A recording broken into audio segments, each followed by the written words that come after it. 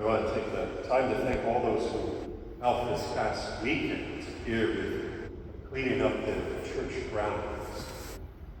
It's really great, and we appreciate the time of everyone who helped assist in that and keeping our church beautiful here in the Grove. And then just a reminder, coming up in a couple of weeks or so, we have our 4th of July event here in Holy Family. Maybe if you're not familiar, it's kind of a prime area. The 4th of July fireworks are in Saginaw, right in our backyard church. So you get a perfect view. And it's kind of a great event for parishioners to come together. There are parking passes available on sale for a donation of $10. There's also sign-up sheets in the north entrance. They're available to volunteer for the event. We need help with the setup as well as concessions and takedown as well. So it's coming up soon. Please come. Please help.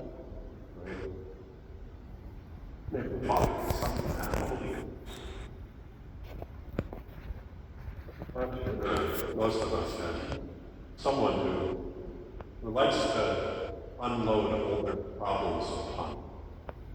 And we like to be supportive, in any way that we can.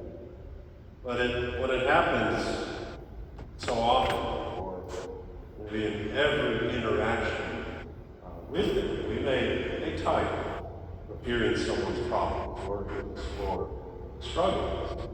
And so hearing the troubles of someone else can make us weary sometimes. It might stress us out. It might cause tension, or just sap up our energy. It might get to the point where it's so much that you begin to want to avoid it. But as we hear in the epistle of St. Peter today, we see that God is much different than our human nature. As he says, he'll cast all your cares, cast all your anxieties on you, for he cares about you. Now, we might get tired of hearing the problems of others, but God never gets weary of us. He does not get stressed out. He does not get bored with us. But always has an open. That's why we're called to, as St. Peter says, to be humble under the mighty hand of God. That's probably a harder thing, because we always like to keep our cares and anxieties and troubles to ourselves. Maybe don't want to share them even with God. But to be humbled under the mighty hand of God is to come to Him in faith, humility, and a desire to share what is on our heart, knowing that He never wearies of it. St. Peter would have experienced that firsthand with God. And so he writes about it. Even though he denied even knowing our Lord when he was arrested, Peter sees after the fact that he was one of the lost sheep in here in the gospel. He was rescued by our Lord. He sees, God never wearied him, always longing for me to come, even when Peter denied him. It comes to him that God was so merciful to him. But from that, he knew the love and care of God in a powerful way. And tells us, all because of that experience, he tells us to cast all your cares upon him and troubles upon God. But as St. Peter tells us to cast everything on God, the devil likes to do the opposite. Peter, having got that warning from our Lord before in the Gospel of Luke, Simon, behold, Satan has demanded to have you, that he might sift you like wheat. He experienced it. So that's why he wants to warn us what he himself experienced. So we get that warning in the epistle today, be sober and watch, because your adversary, the devil, as a roaring lion, goes about seeking whom he may devour. Why the warning? The devil telling us that, place all your troubles on God. It seems out of place, but it's not. The devil longs for us to have that distrust of God. It's not that God will grow weary of us constantly casting our troubles upon him. But rather what happens, we begin to think, does he actually care about it?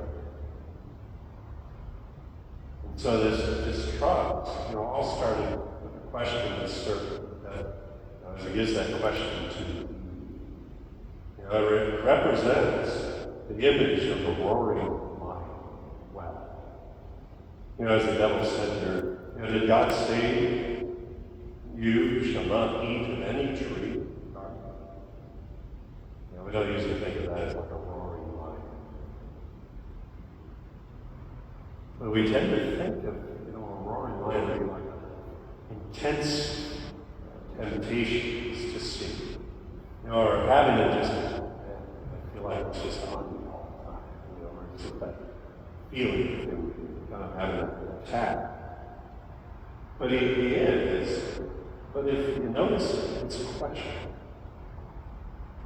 And that's how it works so much. In the book of Genesis, did God really say that you could not eat from any tree in the garden? Notice it's very subtle. That we don't pick up on these types of temptations very easy. There's one that just kind of pulls us in.